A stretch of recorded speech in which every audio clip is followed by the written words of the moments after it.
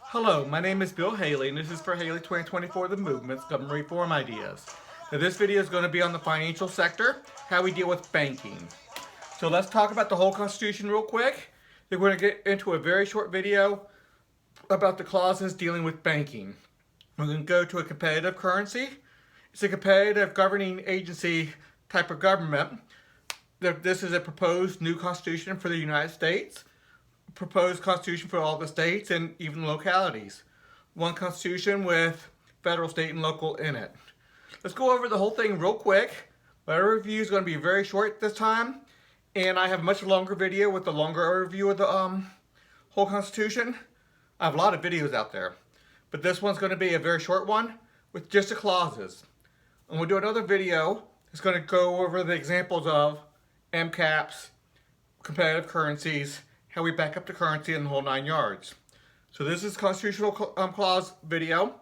I'm hoping to keep it to 15-20 minutes.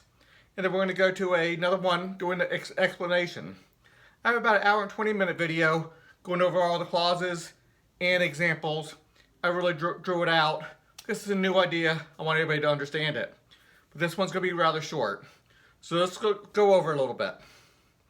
We're going to split all government power into 30 sectors with top level leaders per sector. Nobody's in charge of more than one thing, such as financial, insurance, food, environment. All these have different congresses, governors, presidents, mayors, city councils.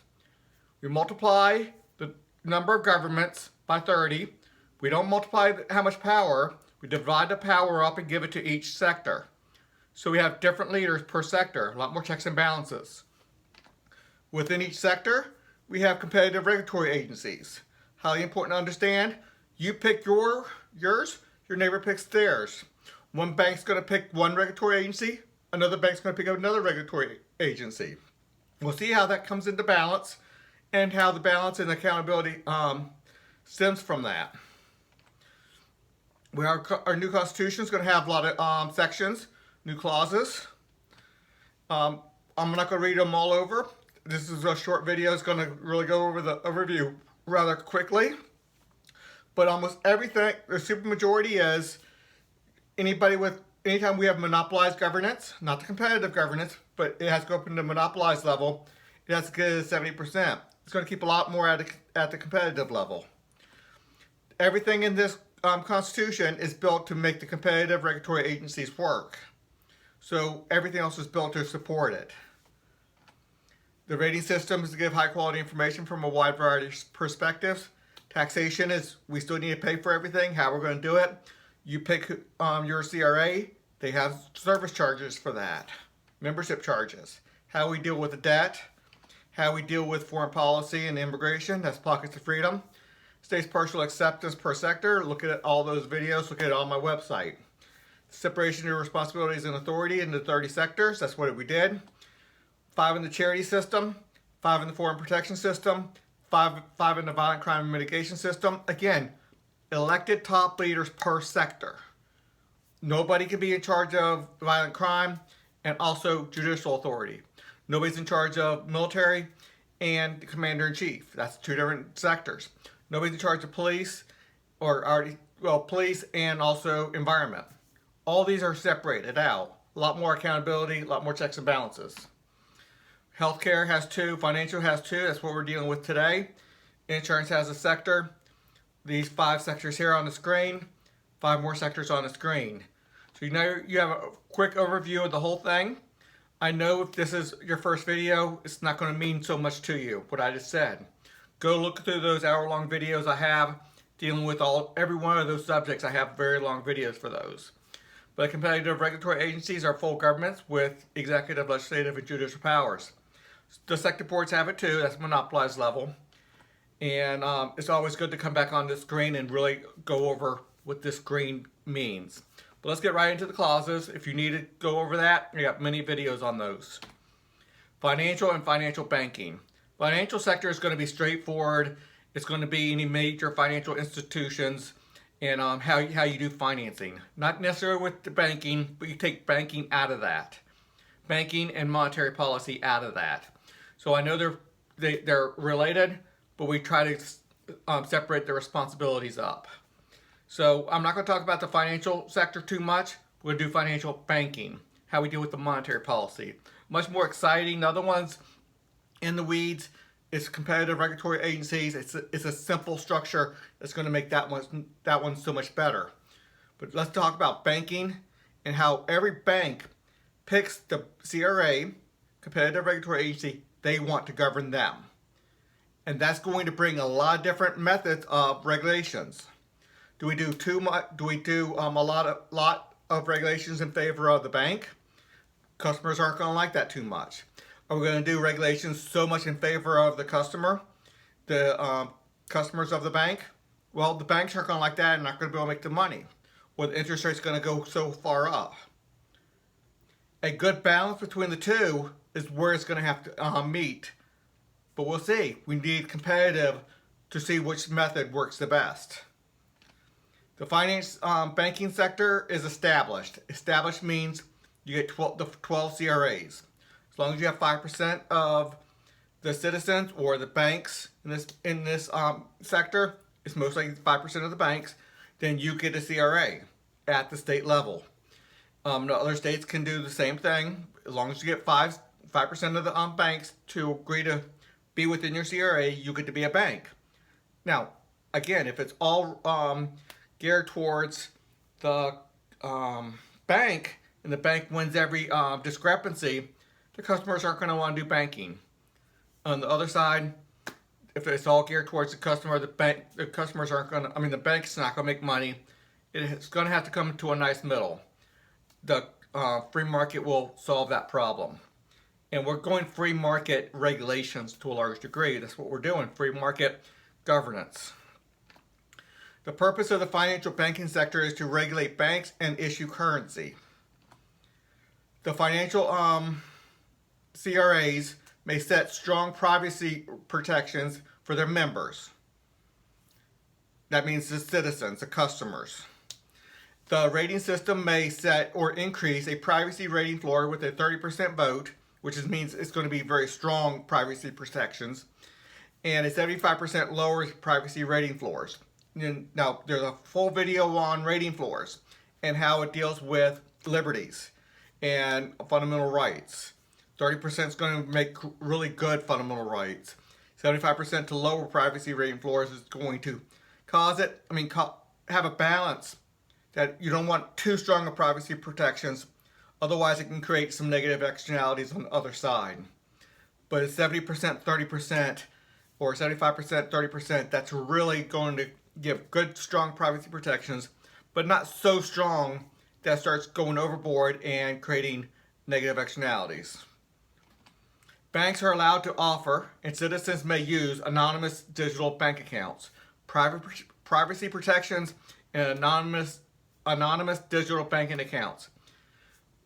Our current currency throughout America, the dollar, is anonymous. You can go use $20 bills, $1 bills, $10 bills, and nobody can trace that very easily. They're trying, but dollar bills were made to be anonymous. We need to bring that into the digital world. The 4th Amendment, the 5th Amendment, the 14th Amendment, all these things about not turning over your papers. The government cannot force you to look at their papers unless you have a judicial warrant. Means that we should have good anonymous digital bank accounts, not just cash. Owners of anonymous accounts maintain their voting rights where applicable in assets they own through the CRA Sector 25 CRAs. So there's going to be ways to still have voting rights, or at least a corporate proxy group to use their voting power to get the leadership of your CRA or of your bank or whatever assets you have, to have your influence, because you own it. You should still have that influence, even if it's anonymous. There's ways to do that. Every state level financial banking CRA must create its own digital currency. So within each state, all you have to have is 5% of the citizens or 5% of the banks in this sector to agree to go to create a banking CRA then they have to create a currency. So every state's going to have roughly 12. Can't be above 20%, cannot be below 5%. That's why I say roughly 12. So every state times 50 states, but my constitution is going to probably create a situation where there probably be between 100 and 200 states. You have to look at that part of the constitution. I'm not going to go over that right now. But let's say we have 100 states with 10 CRAs per state. That's 1,000 currencies. So this is probably going to be somewhere between 1,000 and 2,000 currencies. Every state level financial banking CRAs must create a monetary currency asset portfolio. I'm going to call it MCAP for short. It's a neat name. It's a banking type of capital name, M, and then capital type of thing. So it's monetary currency asset portfolio. In short for, I think it's a really cool name, MCAP. So what this is think of one storeroom and you put assets in it. Gold, bonds, stocks, real estate, commodities. Now obviously when I talk about real estate and commodities, I'm not talking about the actual dirt or the actual corn and beef and stuff. Digital ownership of. Okay. The MCAP is defined as a portfolio of actual items of real value. That's what we're talking about. Gold, silver, bonds, stocks, real estate, commodities, all these things. Loans have real value. So they're in the portfolio. They're in that storeroom. Each CRA deposits its assets of actual items into the MCAP. So you have to actually put it into the storeroom. Obviously, there's going to be digital storerooms. There's going to be storerooms all around the state. And obviously, it's going to be all around the nation, but we'll get to that. But all around the state, within probably 20 miles of anybody, there's going to be a storeroom where you can get those actual items of real value. You can get it right digitally. You can just say, hey, I want the stock of the gold, stock of the stock. I have it digitally transferred to you, to your ownership, to your account or whatever. So there'll be ways to do it digitally, or if you actually want to physically go and get the stock of a famous stock, let's say Exxon or Amazon or something, you can go get the actual stock on a piece of paper showing that you have ownership of that. Or if you want to go get that ounce of gold, ounce of silver, whatever you want, you can get it. Obviously, if you get a barrel of oil, probably not best to go and get the liquid oil in a big old canister. You go and get ownership of it, a digital ownership of it. Any asset in the open trading market is eligible for the MCAP. So what's eligible for the MCAP? I'm going to go through a little bit, but then we'll go wide open on it. So anything in the open trading market is going to be easiest. And most likely, it's going to be probably a requirement, not exact requirement, but it's going to be very beneficial to have at least 20 or 30% of your stuff in the open trading market on it, because they're very liquid. You want some liquid assets. A loan contract is an actual item with real value, thus eligible for the MCAP. Highly valuable there. So loans are something of real value. They gave you $100,000 to buy a small house, $50,000 to buy a car, whatever the case may be. And those things come with real value. It's the loan. A loan is you agree to work and turn over the proceeds over the course of time in order to get this $50,000 for the car. You get to use that car. The car has asset. Maybe the car backs up the asset of the loan contract and the like. But it's a contract you're buying, and that contract has value. Loan contracts are bought and sold all the time in the market, so we know it has value. That's not even a question whether it has value. It might change in value like everything else over time, and obviously every time you make a payment, it gets less.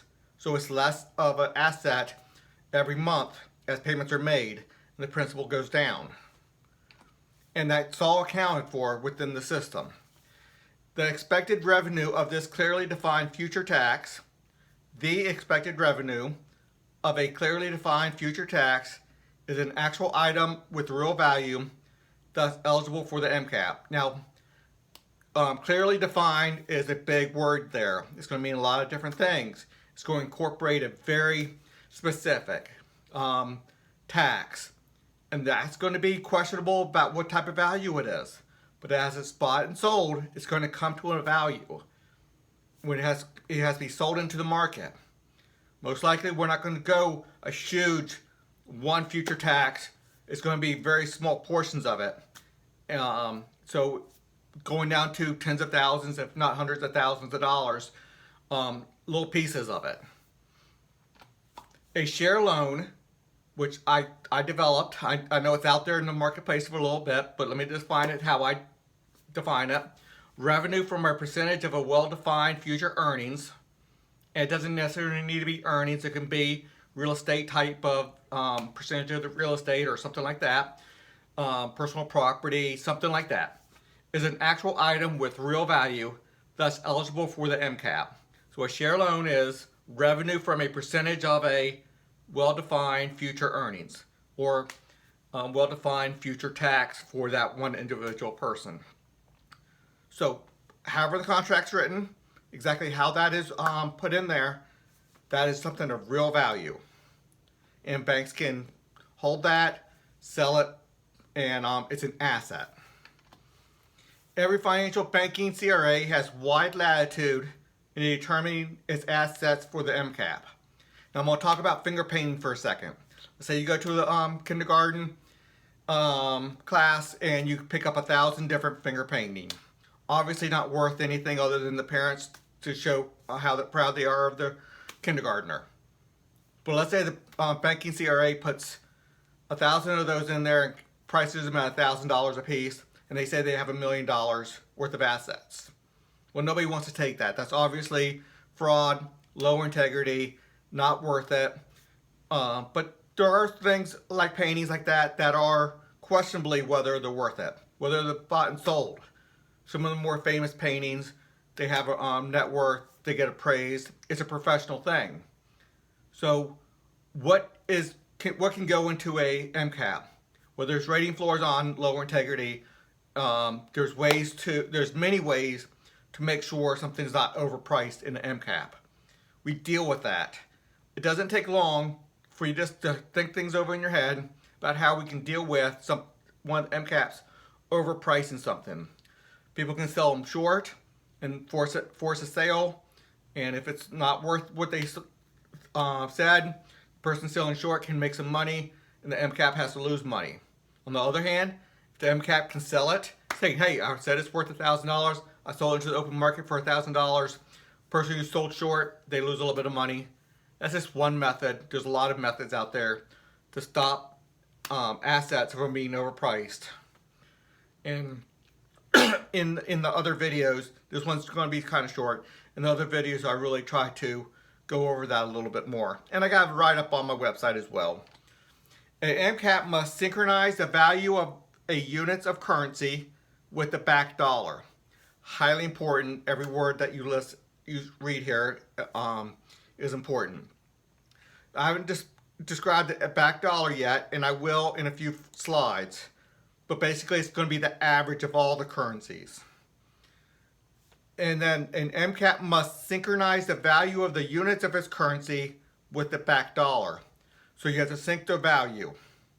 So if you have 10 different currencies, and we're going to have 1,000, let's just keep it simple for now, then you don't want currency A saying it takes 10 units of this currency to buy this car, but 10,000 units to buy of currency B to buy the car, and 1,000 units of currency C to buy the car.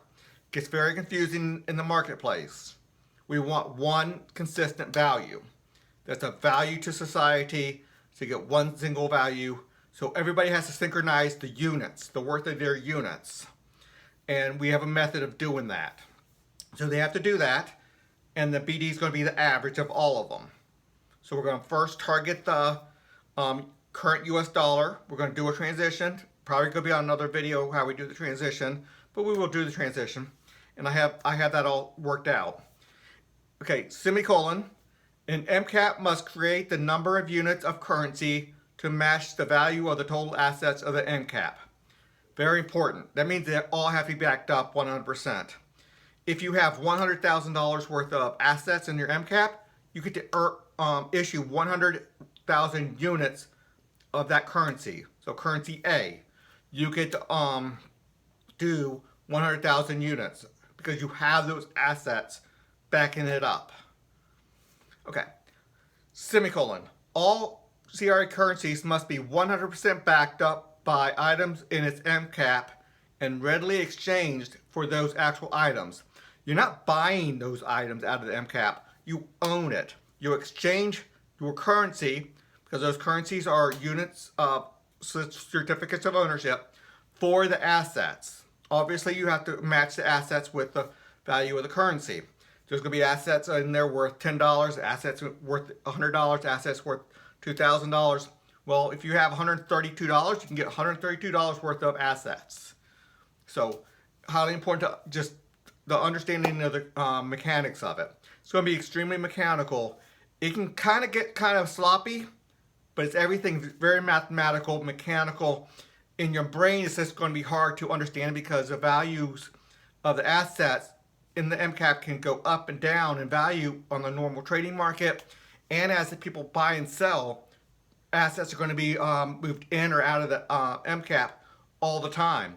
I mean, not just daily, but hourly, every minute, in and out. So let's keep on going.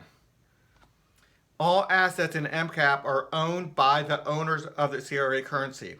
Constitutional law here. These are constitutional clauses. Almost everything I put in here is a constitutional clause. I might have had a few slides up here that just have me talking a little bit. But here's a constitutional clause. All assets in MCAP are owned by the owners of the CRA currency. So that says their ownership. And the next one's very important as well. Semicolon. Each unit of currency represents ownership of a percentage of the MCAP equal to the total value of the assets in the MCAP divided by the number of units of currency issued by the MCAP.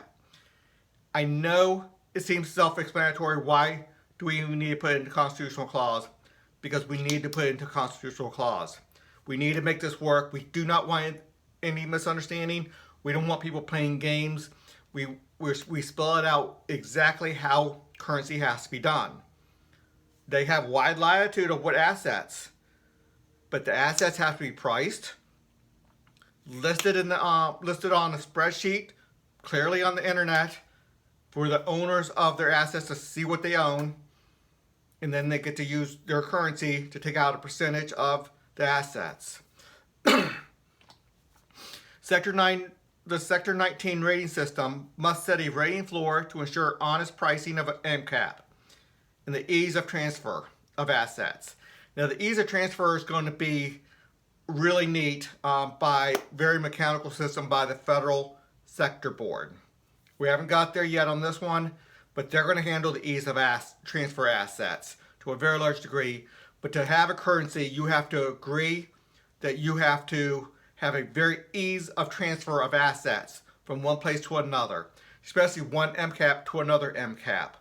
So you might have one big storage room with a whole bunch of little storage rooms, each MCAP owning one little storage room, and you take a little pallet of assets, gold, silver, whatever assets, and move it from one little storeroom to another. A lot's going to be digital, but you can have physical storeroom as well, where you can actually take a little pallet or cart and just move bars of gold, bars of silver, other assets that's in the storeroom from one little storeroom to another, because assets are going to be moved from one MCAP to another as people buy and sell. Okay, the federal level sector board. So I finally got to this. So the state level CRAs creating the currencies. But the federal level, which will be probably well over 100 states, times 10 to 12 currencies per state. So let's just do the math easy, about 1,000 currencies. So the federal level sector board, financial banking CRA, their sector board, must create the paper and coin currency fully backed up proportionally with state level CRA currencies named the back dollar. So the back dollar is the average of all of them. It has to be fully backed up. So right now we've been talking only digital currency. And right now I'm going to paper and coin. And that's going to be the average of all of them. So let's see if I can have clauses dealing with this a little bit better versus me going. This is me talking ahead of time. Every CRA currency must continuously adjust its number of units of currency so that each currency unit matches a BD's unit's worth. So the average is going to be the BD. So if you're a little bit above average, because the items in your MCAP appreciate in value more on the open stock market, Amazon stocks or Exxon stocks, they go up or down. Let's say on average your stocks went up. The price of gold and you hold gold went up. The price of whatever you have, let's say it went up over the average. Average is highly important. Then you get to have more units. The people who are on the low side, their stocks didn't do so well, they're going to lose units. You never lose what you own. You own a percentage of the assets in your portfolio, but what you own lost value. And that has to be reflected on the number of units that you have. So this means digital is not part of the clause. I had digital already a couple slides ahead. And what this means is it's easy to change, take away 1/10 of 1% of your units. So you had 10,000 units of currency A, and yours either dropped a little bit in value. Now you have 990, what did I do? 10,000 units, so 9,990 units now. You lost a little bit. Then the next day, yours does a little bit above average. Now you're up back up to the 10,000 or 10,100 or 10,010 or 10,001. However whatever the percentages are, whatever you increase or decrease. Again, you're not changing what you own. What you own changed in value a little bit compared to the average. So let's continue. The current US dollar will become worthless after the transition. We make good on it, then it becomes worthless. The current US dollar is a government liability. So you have to understand my debt and my liability and how we switch over from the current system to the new system. Not just in currency, but when we sell off all public schools, all roads, all military, all police stations, they all go to the free enterprise system.